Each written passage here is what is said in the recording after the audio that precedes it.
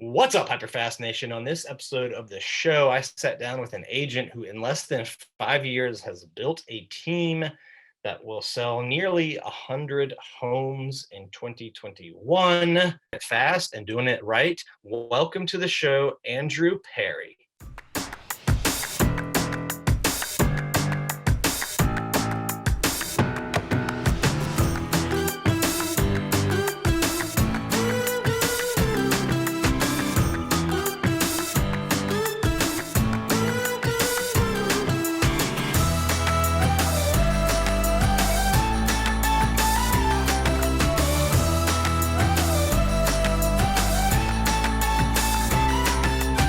Welcome to the show today, Andrew. How are you doing in that fancy wine-ish area that you're in right now?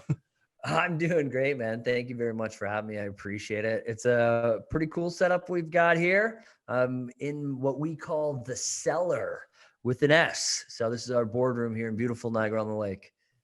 I love it. Tell our listeners a little bit, quick bio on yourself and also where you're from. I don't think as many people know about Niagara on the Lake.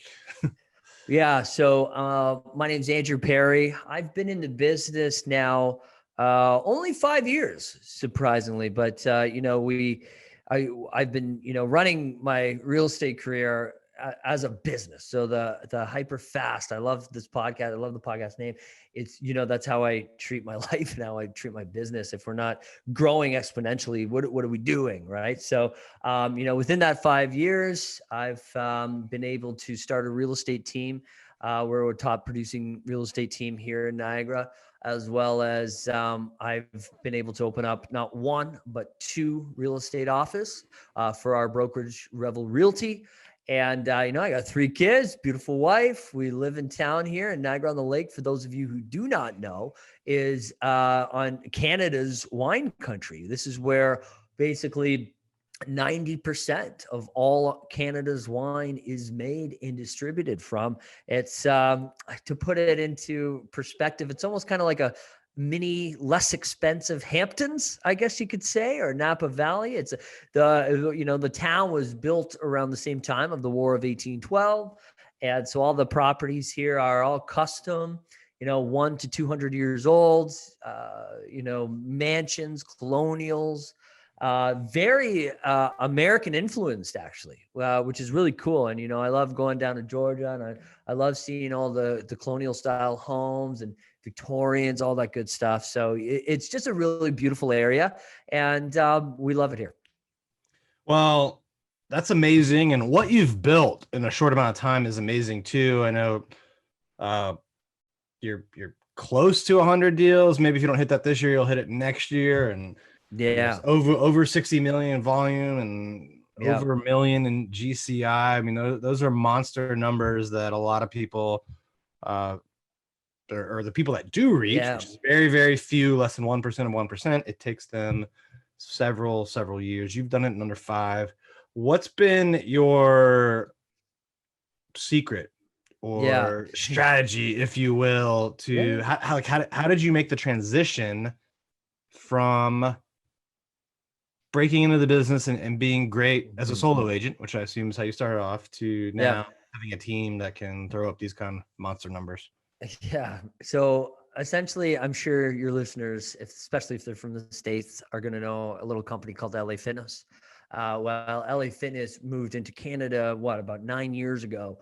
And, being trained from LA Fitness, from a sales standpoint, from a systemization standpoint, and, from a service standpoint, I really was able to gain the knowledge that it took, to become successful in sales, and not just from having a good personality, and not just from, influence or things like that. It was like, how are we going to arrange and organize and systematize our business?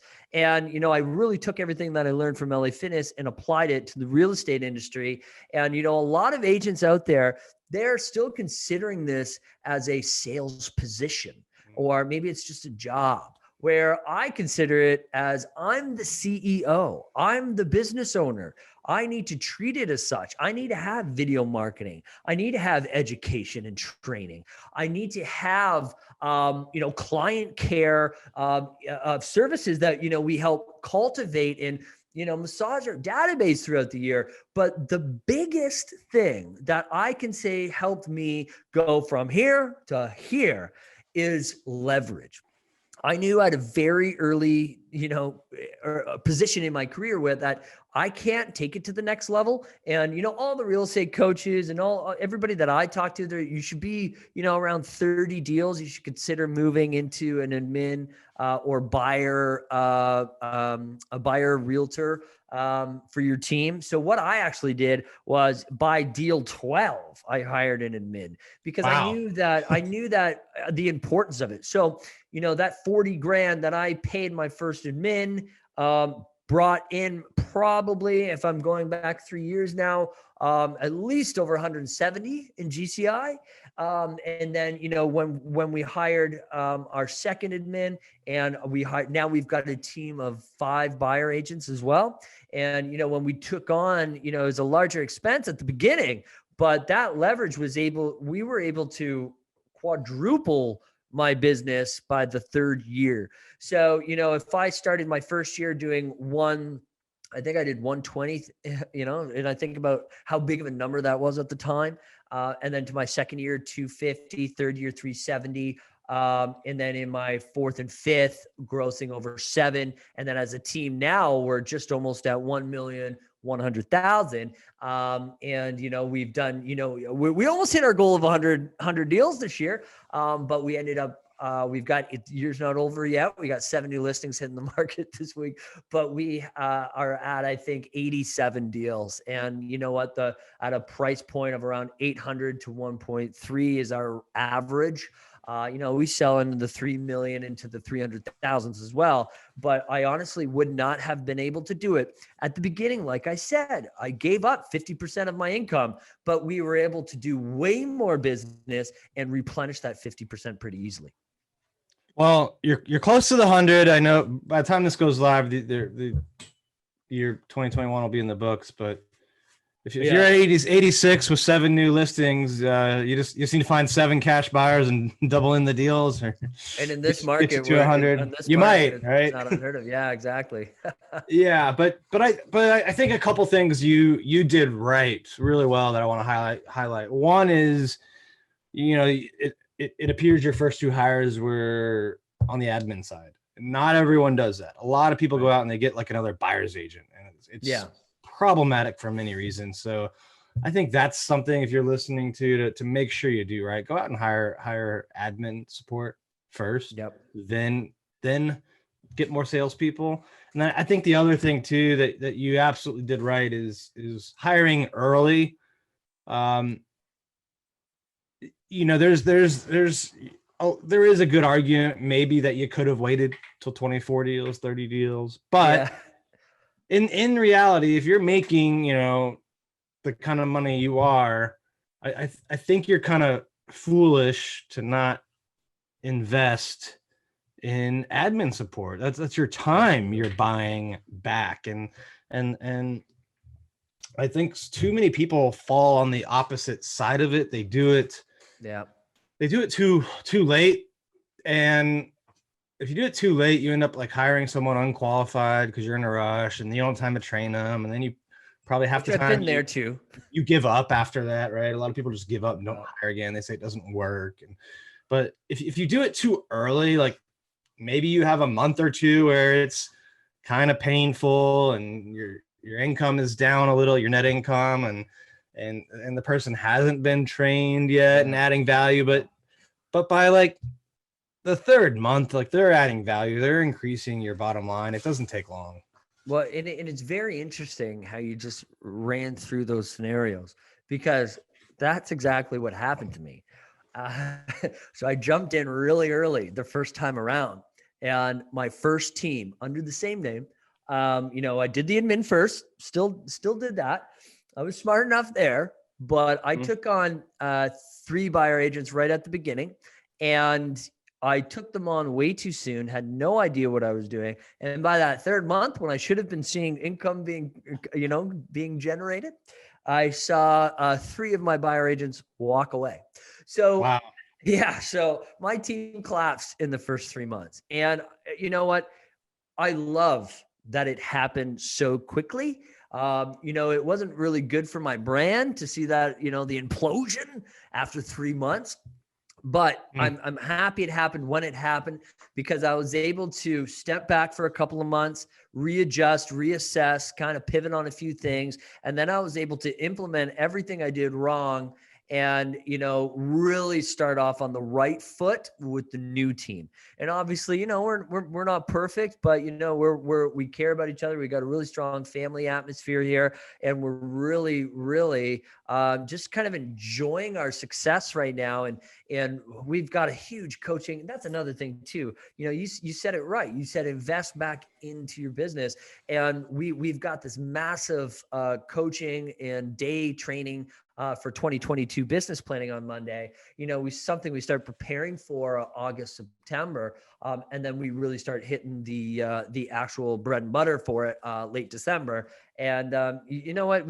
The team loves it. You show that you're investing back. Like, look, this is our first full year as a full team. Last year we did, 800,000 in GCI. This year we're at 1.1, but 300,000, 350 of that went directly back into our team and into our office here. Now, next year, we're hoping to cut that number by 8%. I mean, that put us at what, 37, 38? So we're looking to be at a 30%. And next year, maybe cut that a little bit more, while always consistently improving on our services and what we're offering our realtors, right? So I love exactly how you brought that up, the investment, and then, maybe those 3 months of being income generating after that. But hey, you know what? We don't always do it right the first time. Yeah, I think I think that by doing it early, you learn faster too, and it's just a sooner or quicker payback that you'll get on it. Like, so I think that's really smart. And then the other thing that you just said that I think we should dive into is that planning meeting that you're doing with the team. So I think everyone needs to do that. Even if you're a solo agent, you need to like take time away from, trying to, do deals and whatnot and plan, right? Well, if you fail to plan, you plan to fail, right? So what's your cadence for that? Like, how often do you do planning with the team? Is it annual, quarterly, monthly? So we actually have weekly meetings, and we have weekly team meetings. And after the team meeting, we do a one-on-one. So I sit one-on-one with all of our agents, and we break down their goals, see where they're at, see where their struggles. With our 12-month planner, it's basically, we write down our goals. We want to find out what's our financial goal, our personal goal, our relationship goals. And, out of those goals, what are the 3 biggest obstacles that are going to, stop or hinder us from achieving those goals? And then from those, from physically writing it down, we're going to be able to visualize and write down 3 solutions to each one of those 3 problems. And from there, what one of those 3 solutions can we implement or start right away? And it's a great exercise. And here's the thing. A lot of team leaders or office owners or whatever, they feel like, hey, we've got this far because of whatever's going on in here in their own mind, or their leadership skills or whatever. I don't feel that way. I actually hired a business coach, Marianne Gillespie from Red Apple Coaching. She works with some really high-powered CEOs in the States and in Canada. Actually, she was working with John Maxwell. And, it takes one of those, it was really important because I had to understand that I don't want my team to learn only from me. Just because I had success doesn't mean that the way they run my play, they're guaranteed to have success. So I bring in somebody who's outside the company, who can replicate what they've had success. Well, you know, Marianne's had 300-400 clients, right? And they're all in the top 1% internationally. So we bring her in to not only coach us weekly, but she'll break down these business planning once a year. And it's fierce. Having her a part of our business is insane. It's like having working for a corporate company and having your senior vice president checking in on you all the time, and you're scared and you're sweating on the phone call, on those conference calls. I remember I used to do that at LA Fitness, and it's the same with her. But it's so crucial to be able to holding myself accountable, because once you're in real estate, who's holding the boss accountable? Nobody, right? So that's why we implement a third party to our training and to our coaching. I love that. I think a lot of agents don't take the time, they don't take the money to invest in coaching events, networking, mentoring, and the people that do that have the most success. I'm not saying you can't get there without doing that, but by and large, the people I see at these events getting coaching, they're the ones that are putting up the biggest numbers. They're the ones that are growing the most. And at a certain point, I think if you're kind of on the fence about going to an event or hiring a coach, or you needed to just push the I believe button and jump in and try, right? It's kind of like making a hire. That's right. What so what at your annual goal meeting, team meeting, what kind of planning and level of detail do you get in with your teammates? So from the team perspective, a lot of my teammates joined because, yes, I've had success early on in my career. But I also run, crazy effective advertising and social media campaigns. My business, and we could talk about this later if you like, my business is made up of 85% agent to agent referrals. So the way I build my Instagram, my Facebook, and my YouTube content, it's about, doing what I want, having fun, and, showing a little inside to my life, a little fashion, a little lifestyle, a little wine, and, of course, real estate. But it's all like, listen, unless you're paying for PPC, pay-per-click advertising, or, lead forms on Facebook or whatever, your advertising isn't necessarily for buyers and sellers, especially in my world. My target is other agents. So where I'm going with this is that this is fairly unique. Just if you're listening, like really pay attention. I haven't a lot of people talk about advertising to agents. So go on. So this is why a lot of my realtors join me, is because they want to learn and grow from a social media standpoint as well. And, so what I do from a leader standpoint is I'll take what our coach has planned for them and help design for them for the year. And of course, I'll hold them accountable weekly, right? But I'll also take their goals and individualize them. One person, for example, we had on our team, she was into like historic homes. So, okay, how can we grow your social media and grow your referrals or your buyer and seller list through, you being with the Historical Society? Well, here's one way. Let's make a post once every couple of days or once a week, and let's take a picture of a building the way it looks now. We'll find a photo of the way it looked 100 years ago, and you'll do your little story on it, right? And it was the same thing. I sit down with my other agent. What is important to you? What is your niche? What is your passion? Well, I love design. Okay, great. So how can we find, weekly, daily posts that incorporate design with real estate? That's an easy one. But in another one, well, I love horses and I love farms. Okay, great. So you love the outdoors, you love country, you love community. How can we divide that up into a content strategy to help you attract the people that you want to work with? Because let me give you one really, really big tip.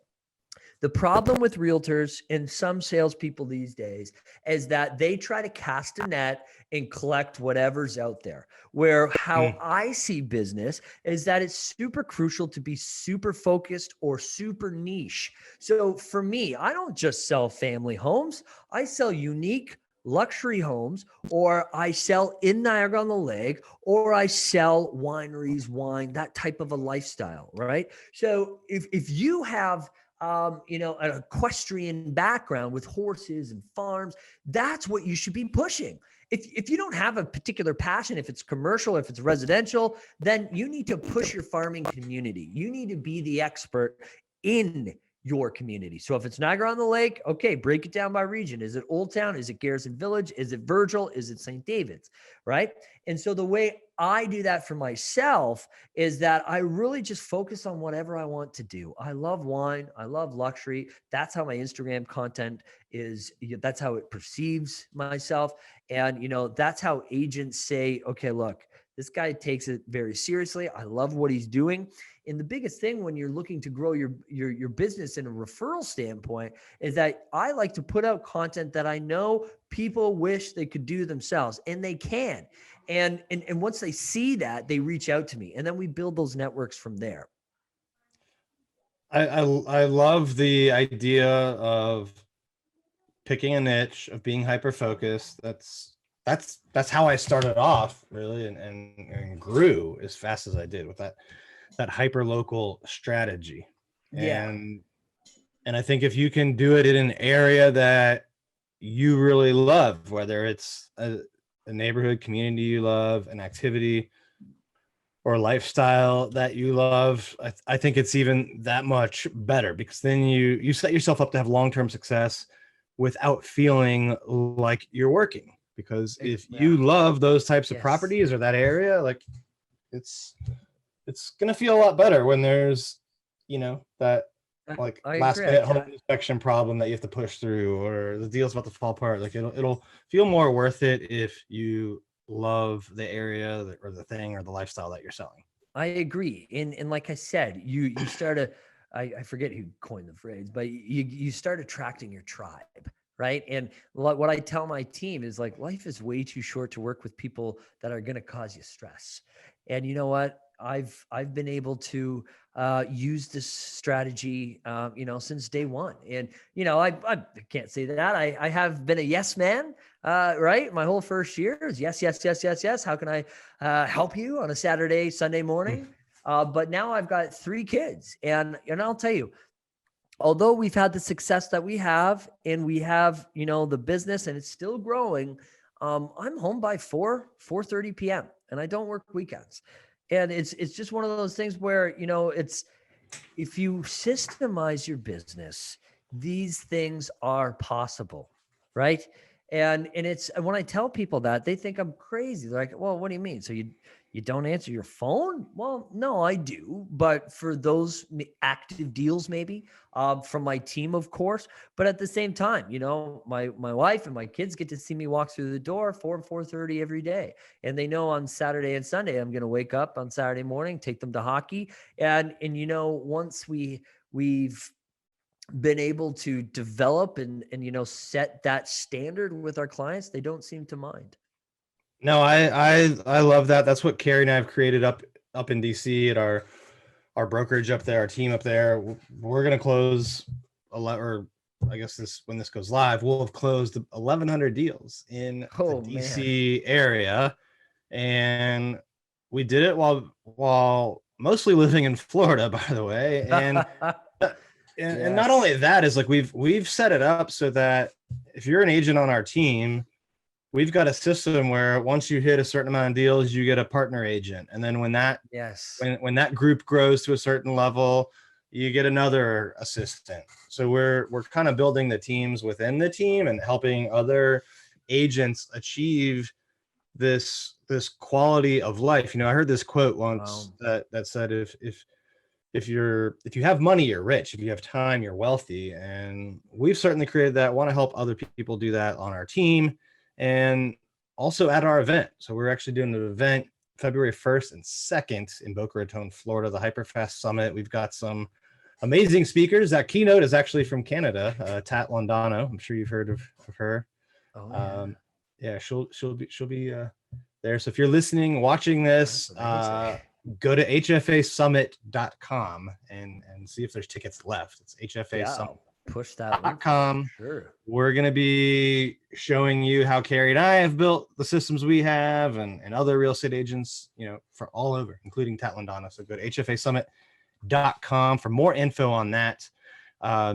Andrew, I want to ask you about getting 85% of the deals from agent referrals and marketing to agents. How do you do that? That's a really high number to get from any lead source, let alone other real estate agents. So I assume you're getting referrals from agents in different markets. Yes, exactly. So when I say 85% agent to agent referrals, I mean my personal business, not my overall team business. Gotcha.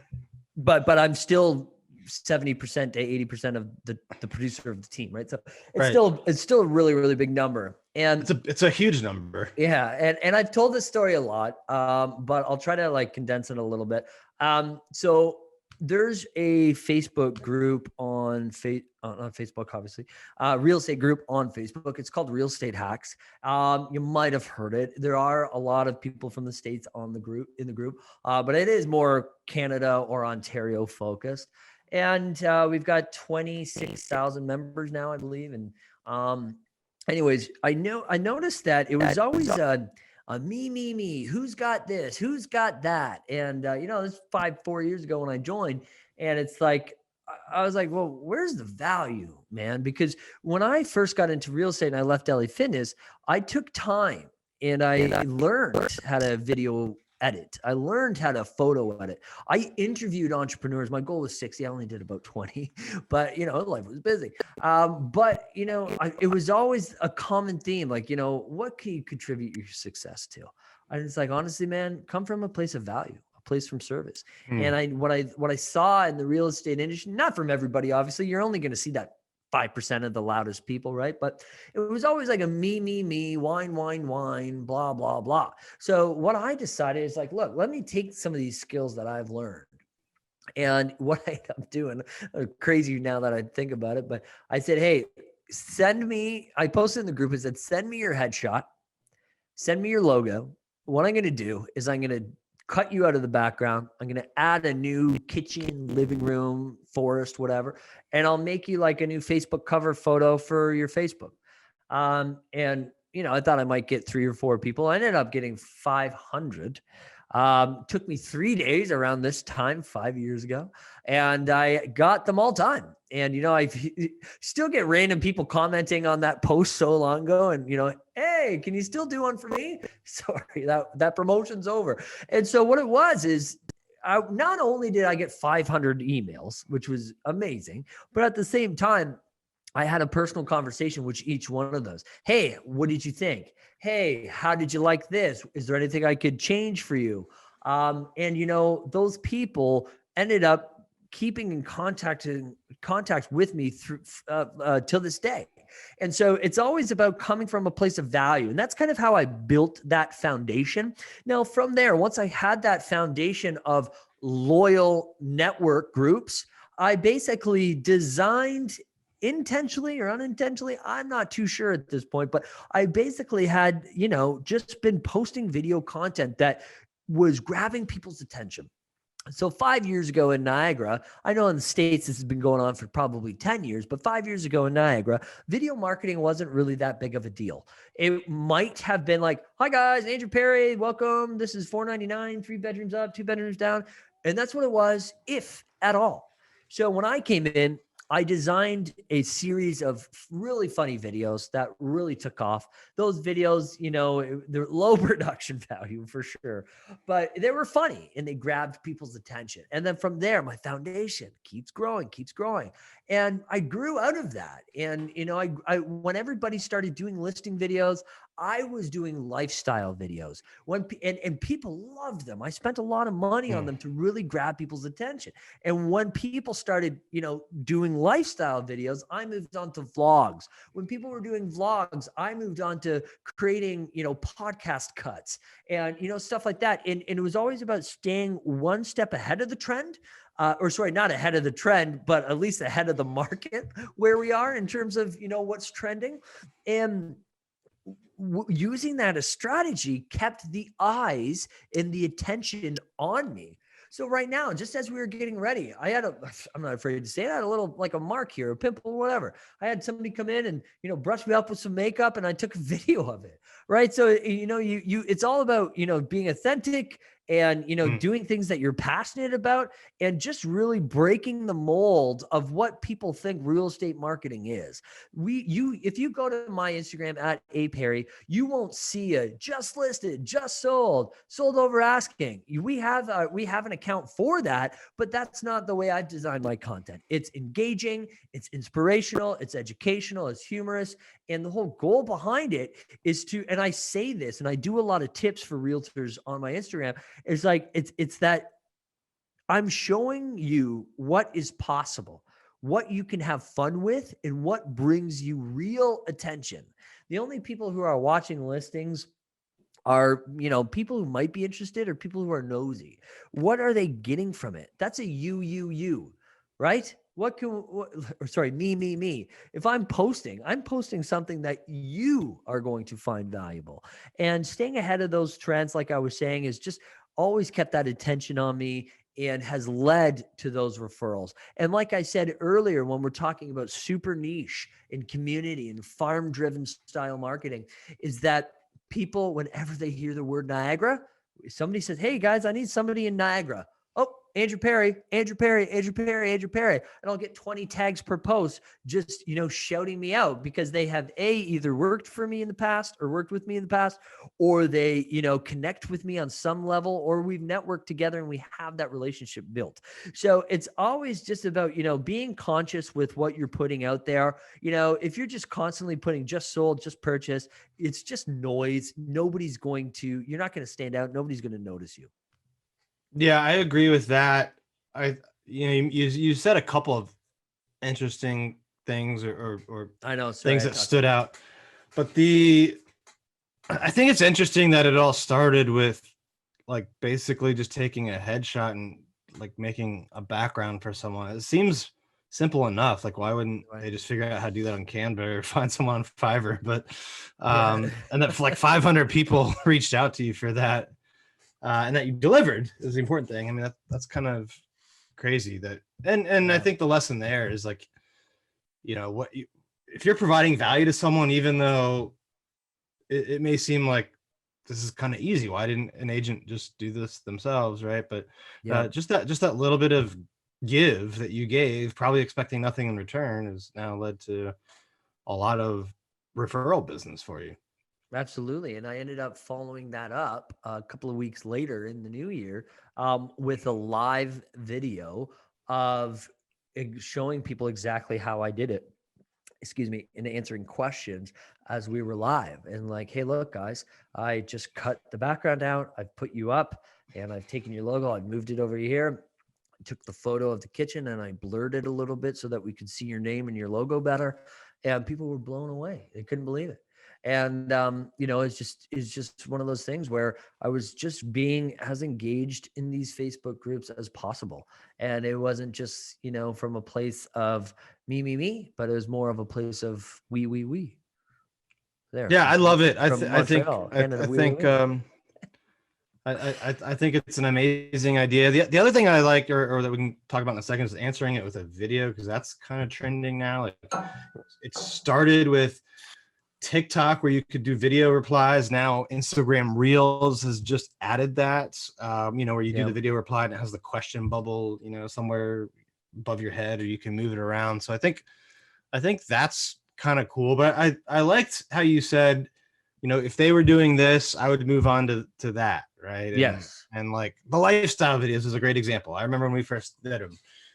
Now it seems like everyone is kind of doing them, and they're all kind of the same. It's some Car pulls up to people, the house. yeah, car pulls up to a house, they walk in, maybe they like pour a glass of wine, take the Yeah. dog out. I mean, they're all kind of the same now, right? So, Yeah. um, where do you get the ideas from, or how do you get Yeah. inspired to, like, what do you know to, it's probably easy to know like when it's time to move on, but Yeah. how do you know what to move on to?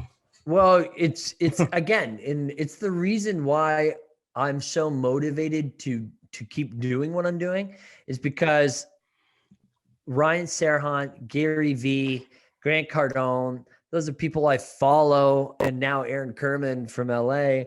And those are people who I follow and watch consistently. And when they start switching stuff up, I basically, regurgitate what they've done. And, Yeah. I take it from their level down to me. And then by the time I've spit it out, people are watching me just like I'm watching Ryan Serhant. And that's the whole idea behind it all. Because you know what? Like it's nobody, there's no face in Canada that's really doing what they're doing. And all of this, and I haven't really talked about this publicly yet, but all of this has actually led to a 2-episode pilot. And that that's my goal. Eventually, I want to be the Ryan Serhant of Canada, but it's not about reinventing the wheel. It's just finding what is super, super cool and producing it with your own flair. And like I said, if I could have people follow and look up to me just how I look up to Ryan Serhant, that's what keeps me going, because I know that person one day is going to, ask for a referral, send a referral, or, like, it's not just about the referrals, of course, but I know they're eventually going to reach out to me. And that, it's the same thing. I'm a director with our brokerage, and I don't recruit anybody. I don't headhunt anybody. I let our success speak for itself. And the new realtors, the veterans, they come to me saying, "Hey, what's Revel all about?" So it's just kind of like, come from a place of value, let your success speak for itself. And the buyers, the realtors and the referrals, they kind of just come to you. And now this is why I can go home at 4:00, because I know I don't have to stress out about what kind of content I'm putting out. I just go see what Ryan Serhant just put out and emulate that. Well, I think researching and studying people that are succeeding at the highest level is a great idea. Books, right? Yeah. And yeah, Grant and Gary and Ryan are great people to study in that regard. That they're they are on the bleeding cutting edge of innovation and marketing. And Absolutely. I think they would tell you too that it's not necessarily like coming up with the next $1 billion idea. It's how quickly can you execute on what's out there, see if it works, do more of it if it does, and change course or adapt if it doesn't. Right, the speed of execution matters a lot in this game, and you seem to have that. And the thing is that I see people who do the lifestyle videos well, the vlogs well, and they do it great, but they just keep doing it. And to me, if you go through my Instagram or even my Facebook and Instagram, I do different styles. I do different framing, and you know what I mean? But if you go through my grid or my reels or my videos, you can tell that it's, okay, I'll try one thing for 4 or 5 different videos. Then I'll try another thing for 4 or 5 different videos. And I'm always mixing it up with different things in my photos or reels or IGTV, which IGTV doesn't exist anymore. And it's just a very interesting mix where it's still there, right? IGTV is still there, right? Is it it's there? Just, yeah. I think it is, but I think there's no option for it anymore. There's no longer. It's just a long form Instagram post now. I don't know. Instagram has like a few different profiles. I've got like probably 5 or 6, and they're all different. Yeah. Some you can see the likes. Some you can't see the likes. Some you can add IGTV. It's really weird. Yeah, it's still on mine, but I think what's happening is Instagram's kind of in this weird place where they're being attacked by YouTube, for the long form attention, but then they're being attacked by TikTok for short term attention. So they did IGTV years ago to compete with YouTube, and I don't think that's necessarily working for them the level they thought. But then they came out with Reels to copy TikTok and fight that off, and I think that's probably going a little bit better for them than the long form stuff on the platform. But I don't know. I think TikTok's gonna pass them soon. If yeah. We're doing good. We're doing good on TikTok too. I think our hashtag, the Find the States team, has 1.6 million views. So it's not too bad. We don't post a lot because I'm honestly not creative enough to keep those video edits on the TikTok, right? So I don't know. It's hard to get. You got to hire somebody for that for me.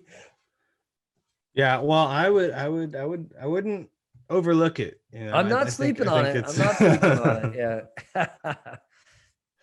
Well, Andrew, this has been amazing. I always like to wrap up with a HyperFast round. If you're ready for a couple rapid fire questions here. Let's do it. All right. What's your biggest piece of advice to a new real estate agent? Don't listen to other realtors. No. Did you want me to expand? No, that's a good one, but I would say at least a lot of them. We'll continue on. What is the biggest mistake you see successful real estate agents make? Well, I think when the most successful agents, when they start these big, massive teams, and from a referral standpoint, when you're sending them referral business and they don't have a proper system in place to make sure that the client and the referring agent are properly communicated with, I think that really shoots them in the foot. Yeah, you can become a large team and do 1,000 transactions a year. I know some people that do 300 transactions, 400 transactions a month, and that's great if you're just transactional, but then you're always going to have to keep up, always going to have to spend money on lead gen, always have to do the billboard campaigns in order to get new business. If you had the focus right from the get-go, you can still do that level of turnover and transaction, but you would keep the repeat business.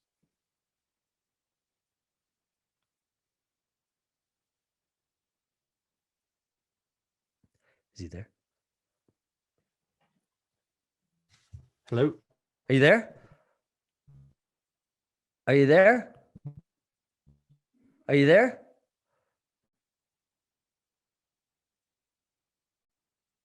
Can you see me? Is he waving? Is he talking?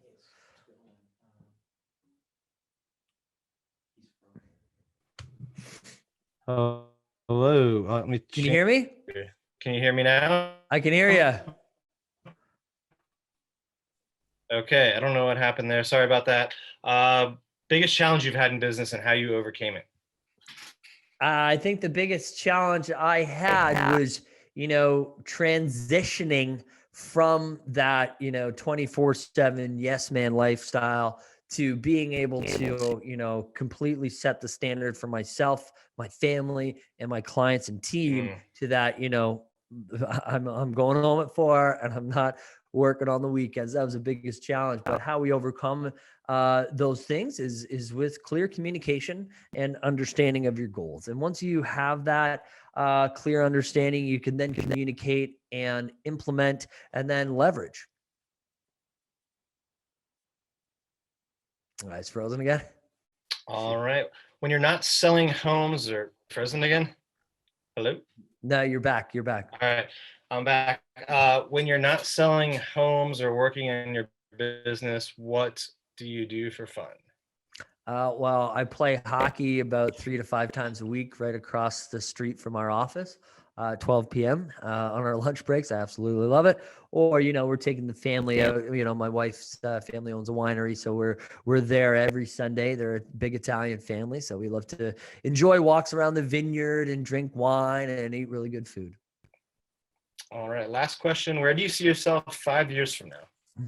I love this question because by next year, I want to open another office. In 5 years, I want to have at least another 5 offices. And I want to implement and replicate this top producing real estate team in multiple markets. That's going to be super crucial. And I also try to add 2 or 3 rental properties to my portfolio every year. And don't forget my own HGTV show. Well, thank you so. Yes, and you'll have to make sure you send us link to the pilot or the episodes that when they come out.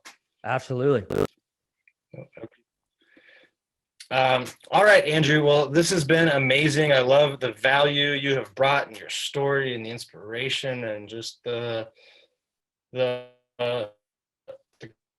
right quickly build a team and really transition from self-employed agent to business owner. You've done that really, really well. So thank you for that. If people want in touch with you or about what you do, what are the best ways for them to connect?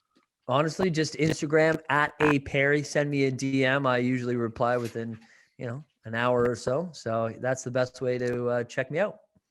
All right. Well, thank you so much for being on the show today, Andrew. To all of our listeners and viewers, thanks for tuning in. Please do me a favor, leave us a comment, tell us what you liked and didn't like, and share this with people that you think could benefit from seeing or hearing this episode. We'll see you next time. Thank you. Thank you for tuning in to this episode of the HyperFast Show. Subscribe to us if you want to make sure you get the latest and greatest HyperFast shows. And remember, we love reviews. Reviews help us bring better and better guests and improve our shows. So give us the good, the bad, and the ugly. We hope you enjoyed the show, and we will see you next time.